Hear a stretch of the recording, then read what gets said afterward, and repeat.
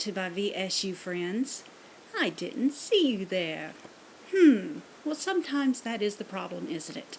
We get online, we think nobody's looking, we have little videos like these marked as private, we've got our profile on our network site set to private, and before you know it, you're in a lot of trouble.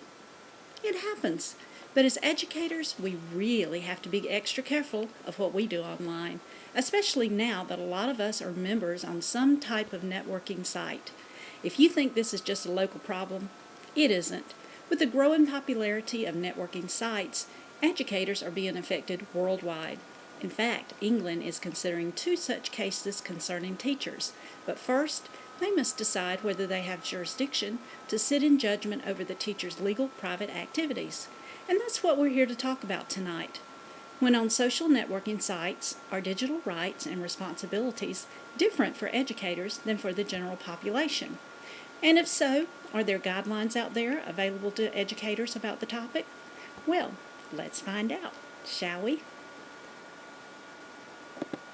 Well, one very big guideline concerning our rights and responsibilities can be found on the Professional Standards site on the Code of Ethics. In fact, Standard Number 10 says, for professional conduct, an educator should demonstrate conduct that follows generally recognized professional standards. Note that this statement is rather vague, and it doesn't give a time frame, meaning whether you're at home, at work, or at play.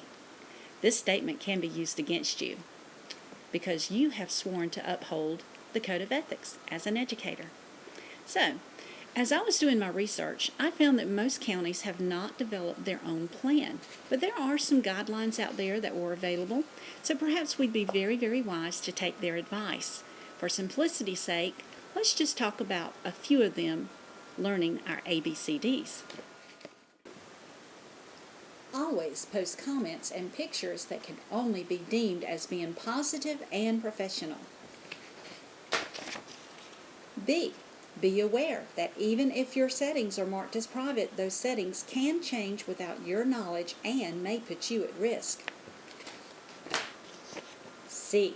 Carefully select your friends. Believe it or not, their actions can hurt you. And D. Do not accept friend requests from students or parents, especially current ones.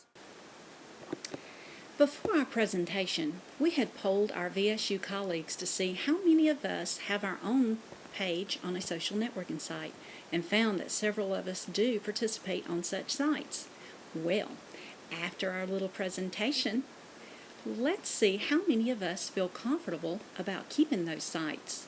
And just remember, I always feel like somebody's watching me, and I have no privacy. Oh, I always feel like somebody's watching me, who's playing tricks on me. Let's go back to Wimba, shall we? Thanks.